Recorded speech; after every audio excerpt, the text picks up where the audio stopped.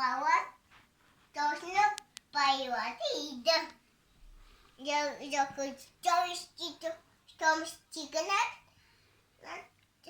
учаят и дава знак. Искат преминат, чакат на макар.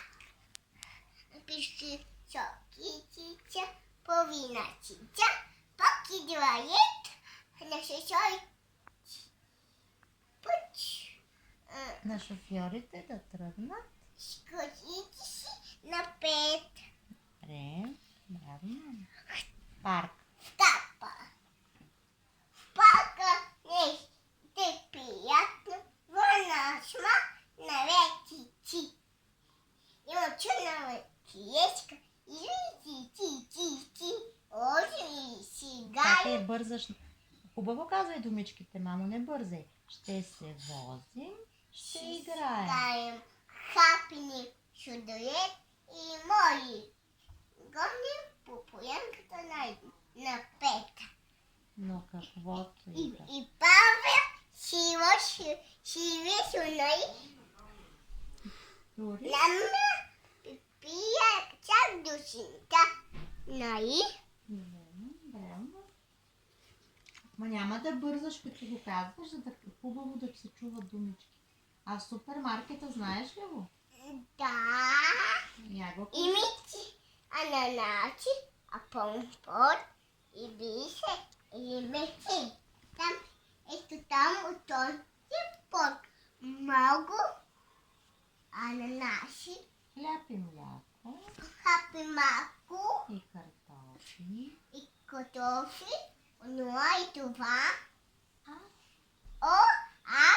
За малко забави тавани и букова. На опашката си взе. Беше касата и дава юг. Джан. Ножите и 10 лева. Сметката ето тук. Браво, бе, мамо!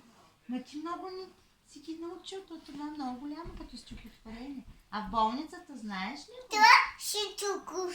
Лени. Да, стихотворение, И тате. после баба ти вика, че не си знае стихотворение. Той ги знае.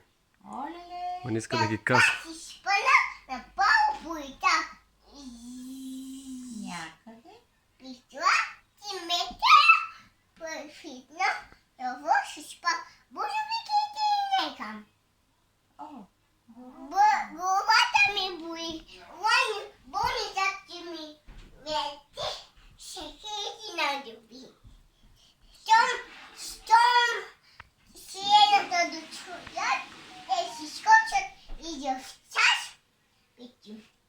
Той помагат, я си издав отново, аз те говоря. това е шофьора на линейката Хипопотама.